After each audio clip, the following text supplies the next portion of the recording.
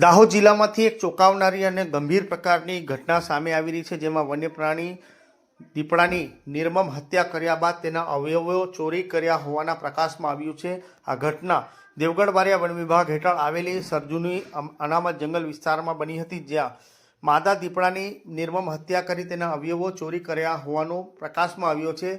સરજુબી રેન્જના ફોફણ ગામ નજીક આવેલા જંગલ વિસ્તારમાં વન્ય પ્રાણી સંરક્ષણ અધિનિયમ 1972ની અનુસૂચિત 1 હેઠળ સંરક્ષિત દીપડાની માદા મૃત હાલતમાં મળી આવી હતી. તપાસમાં સામે આવી છે કે દીપડાના આગળના 2 પગના કુલ 8 નખ તેમજ મૂછના વાળ દાંતરડાથી કાપી ચોરી કરવામાં આવ્યા હતા.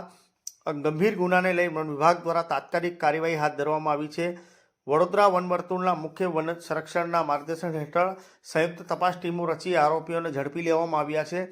વન વિભાગની તપાસ દરમિયાન આરોપીઓના ઘરમાંથી ચોરાયેલા વન્ય પ્રાણીના અવયવો તેમજ ગુનામાં વપરાયેલ હથિયાર પણ કબજે લેવામાં આવ્યા છે. આ મામલે વન્ય પ્રાણી સંરક્ષણ અધિનિયમ હેઠળ વિવિધ કલમો હેઠળ ગંભીર પ્રકારના ગુના નોંધવામાં આવ્યા છે. પકડાયેલા બંને આરોપીઓને લીમખેડાની એડિશનલ ચીફ જ્યુડિશિયલ મેજિસ્ટ્રેટ કોર્ટમાં રજૂ કરવામાં આવ્યા હતા, જ્યાં કોર્ટે આ બંને આરોપીઓના 2 દિવસના રિમાન્ડ મંજૂર કર્યા છે. વન વિભાગની ટીમે સ્પષ્ટ જણાવ્યું છે કે વન્ય પ્રાણી ગુનાઓ સામે કોઈપણ પ્રકારની બેદરકારી દાખવવામાં નહીં આવે. આ સમગ્ર મામલે હાલ તપાસ ચાલુ છે. ત્યારે આ ચોંકાવનારી ઘટનાથી એક તરફ વન્ય પ્રાણી દીપડાની નિર્મમ હત્યા કર્યા બાદ તેના અવયવો ચોરી કર્યાનું સામે આવી રહ્યું છે. હવે વન વિભાગની ટીમ તપાસ કરી રહી છે કે આ ચોરી કરેલા અવયવો ક્યાં વેચવામાં આવતા હતા અને આ રેકેટમાં કોણ કોણ સંડોવાયેલું છે તે બાબતે હવે વન વિભાગ દ્વારા તપાસ હાથ ધરવામાં આવી રહી છે.